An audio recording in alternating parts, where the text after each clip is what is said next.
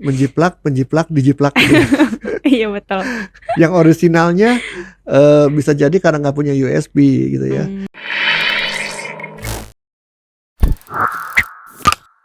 Halo sahabat coaching, balik lagi sama aku Aulia di YouTube channel Coaching for Business. Nah, kesempatan kali ini kita akan membahas apa sih tantangannya kalau misalkan kita menjiplak produk orang lain. Langsung aja kita bahas dengan Coach Adit. Halo Coach. Halo, Apa kabar ya Coach? baik, gimana? Alhamdulillah. Masih semangat ya Coach ya? Ya, masih.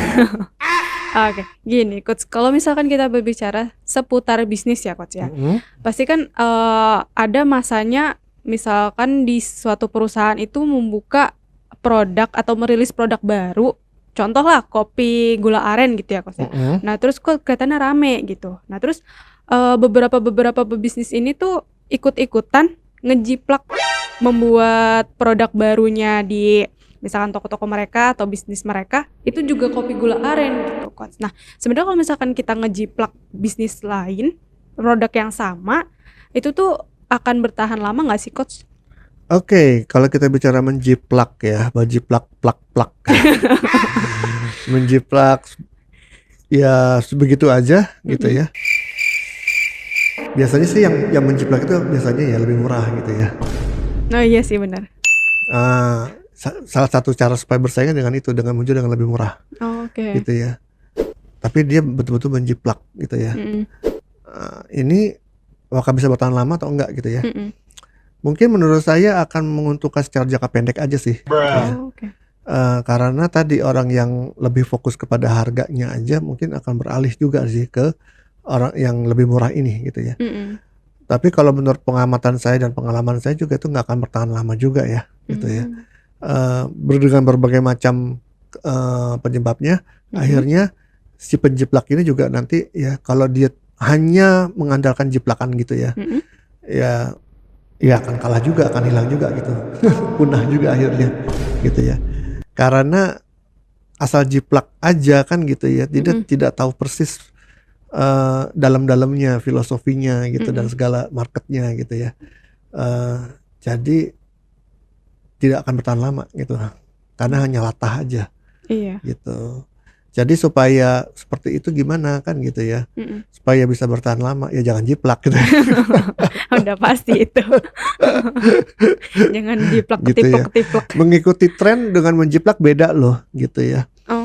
Misalnya memang sekarang banyak sekali kopi aren, apa tadi, kopi gula aren. Iya. Boleh lah yang lain pakai ikut-ikutan berpeluang ya untuk menjalankan bisnis kopi gula aren juga.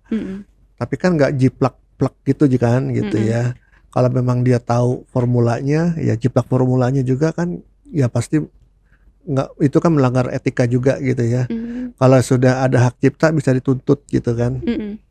Jadi harus ada inovasi gitu loh, harus ada pembeda gitu ya. Yang walaupun sama-sama kopi gula aren, tapi kopi gula aren yang belakangan muncul ini, yang tadinya awal cuma ikutan tren aja, akhirnya bisa diterima oleh masyarakat gitu ya, karena ada pembeda gitu ya. Pembedanya ini yang tentunya diterima ya mungkin nggak seluruh masyarakat, tapi market tertentu aja yang menerimanya, yang akhirnya ini juga ya laku juga dan bertahan juga gitu. Ya, jadi kalau mengikuti tren jangan hanya ngikutin, tapi tetap tahapan-tahapannya harus dijalani juga. Misalnya tahapannya melakukan penelitian market dulu gitu ya, memahami kebutuhan marketnya. Yang sudah mengkonsumsi susu gula aren selama ini sih, yang sudah mengkonsumsi gula aren selama ini kayak gimana pendapatnya tentang kopi gula aren? Kopi susu gula aren atau kopi gula aren? Kopi gula aren. Ya, jadi harus ada kopinya ya. Belum ada kan yang susu gula aren? Kayaknya belum ada deh. Kayaknya Coach Adit mau buka nih. Susu gula aren ya. Oke, bercanda. Jadi dengan dia bisa menangkap ya komentar mereka, komentar mereka pasti ada positif dan negatif dong tentang kopi susu gula aren ini. Yang positifnya itu yang diperkuat lagi, gimana supaya lebih kuat lagi inovasinya ya. Mereka bisa inovasi supaya lebih kuat lagi. Dan yang kekurangannya, yang komentar negatif itu bisa ditutup gitu loh dengan produk dia yang kopi susu gula aren yang dia milik dia gitu loh. Jadi harus ada inovasi yang membedakan, atau ibarat aja USP-nya ya, unique selling proposition-nya harus ada gitu ya, yang menjadi pembeda yang nggak bisa ditiru juga gitu loh. Artinya gini, memang awalnya dia ngikuti tren gitu kan, ibaratnya meniru, tapi menirunya yang lebih inilah ya, yang tidak melanggar hukum gitu ya. Meniru, yang mengikuti tren kan siapapun boleh dong gitu ya. Mengikuti tren dari yang pendahulunya. Tapi bisa jadi dia juga kalau berhasil bisa ditiru juga oleh yang sebelum, yang belakangan lagi gitu loh. Jadi saling tiru meniru, saling jiplak menjiplak gitu ya. Nah, oke. Supaya untuk mencegah agar dia juga tidak mudah dijiplak atau ditiru oleh yang baru lagi, ya mereka harus ada unique selling yang membedakan gitu ya, yang tidak mudah ditiru gitu loh. Itu. Kalau dia bisa meniru yang sebelumnya, pendahulunya, berarti pendahulunya itu juga salah sih. Mereka nggak punya unique selling yang sulit ditiru oleh dia gitu kan. Ini akhirnya menjiplak, penjiplak, dijiplak gitu. Iya betul.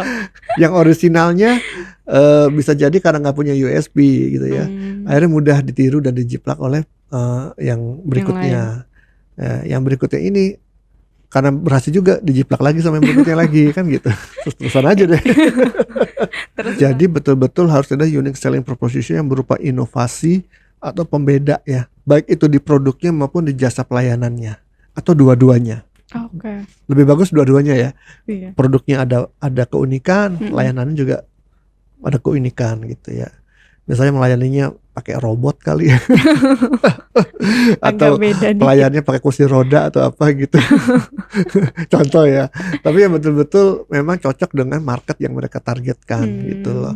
Karena USP itu juga kayaknya agak nggak mungkin untuk bisa diterapkan ke semua market ya.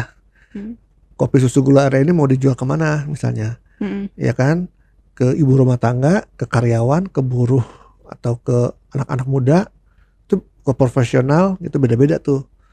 Bagaimana bisa merancang unique USP-nya yang tepat buat target market itu gitu ya.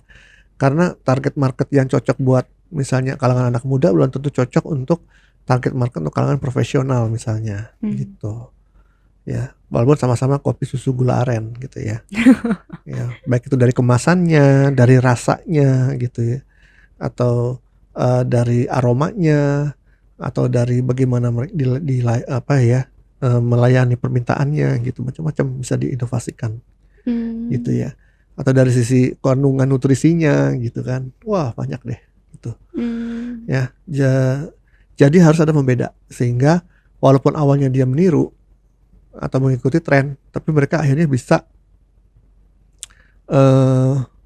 punya keunikan sendiri yang bisa membuat mereka bertahan dan bahkan bisa berkembang gitu.